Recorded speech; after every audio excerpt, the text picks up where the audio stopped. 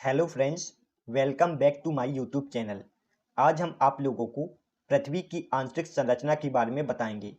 तो पूरी जानकारी के लिए पूरा वीडियो जरूर देखें। तो चलिए शुरू करते हैं। पृथ्वी की आंतरिक संरचना। पृथ्वी की आंतरिक संरचना का अध्ययन भूगर्भ विज्ञान कहलाता है।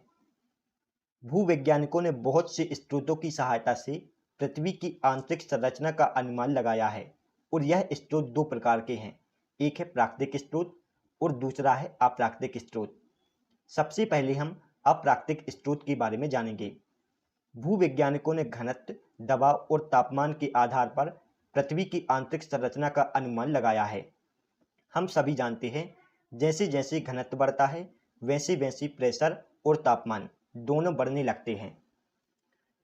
भूवैज्ञानिकों ने खुदाई करके पता लगाया कि पृथ्वी के अंदर जाने पर घनत्व बढ़ता है। इस आधार पर कहा जा सकता है कि पृथ्वी के अंदर तापमान और प्रेशर दोनों में वृद्धि होगी। इस कारण पृथ्वी का आंतरिक भाग उच्च तापमान व उच्च प्रेशर पर होता है। यह थे अप्राकृतिक स्रोत। अब हम प्राकृतिक स्रोत के बारे में बात करेंगे। भूवैज्ञानिकों ने ज्वालामुखी क्रिया और भूकंप विज्ञान के आधार पर पृथ्वी की आंतरिक संरचना का अनुमान लगाया था। भूकंप विज्ञान के अध्ययन को सिस्मोलॉजी कहा जाता है, जो कि पृथ्वी की आंतरिक संरचना का पता लगाने का प्रमुख स्रोत है। नोट: पृथ्वी के अंदर प्रति 32 मीटर की गहराई पर तापमान में 1 डिग्री सेल्सियस की वृद्धि हो जाती है। पृथ्वी के अंदर प्रति 32 मीटर की गहराई पर जाने पर तापमान में 1 डिग्री सेल्सियस की वृद्धि हो जाती है। पृथ्वी की आंतरिक संरचना।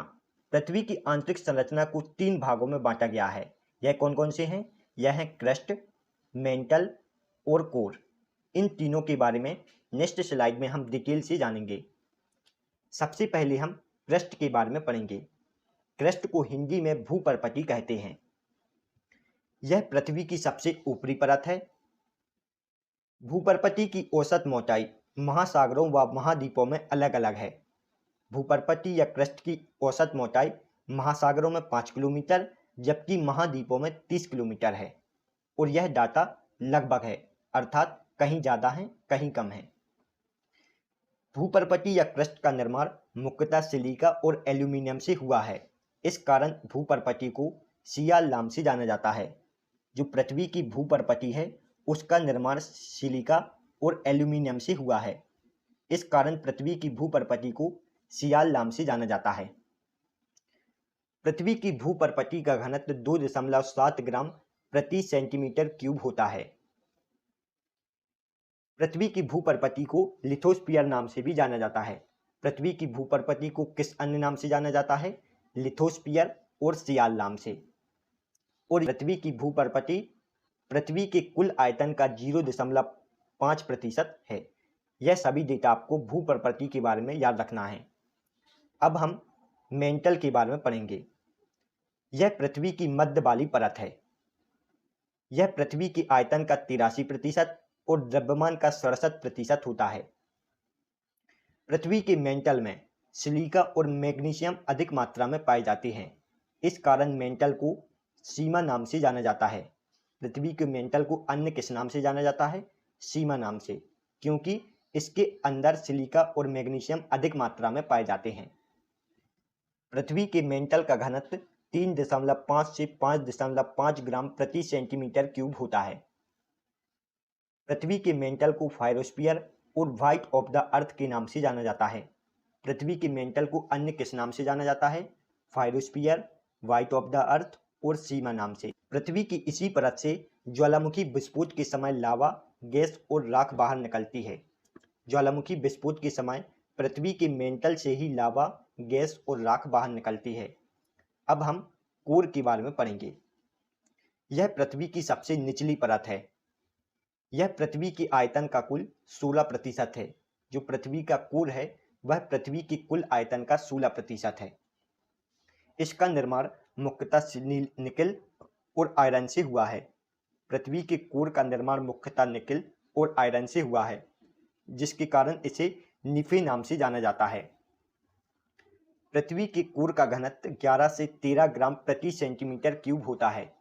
पृथ्वी के कोर का घनत्व कितना होता है? 11 से 13 ग्राम प्रति सेंटीमीटर क्यूब। पृथ्वी के कोर को वेरस्फीयर नाम से भी जाना जाता है। पृथ्वी के कोर को किस अन्य नाम से जाना जाता है? वेरस्फीयर नाम से। पृथ्वी की आंतरिक संरचना को 3 भागों में बांटा गया है।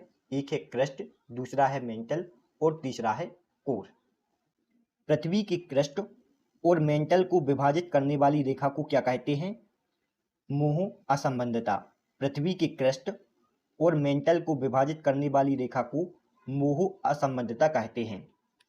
पृथ्वी के मेंटल और कोर को विभाजित करने वाली रेखा को गुटेनबर्ग असंबंधता कहते हैं। यह सभी डेटा आपको याद रखना है। पृथ्वी की क्रस्ट को भी 2 भागों में बांटा गया है। एक है अपर क्रस्ट और दूसरा है लोअर क्रस्ट।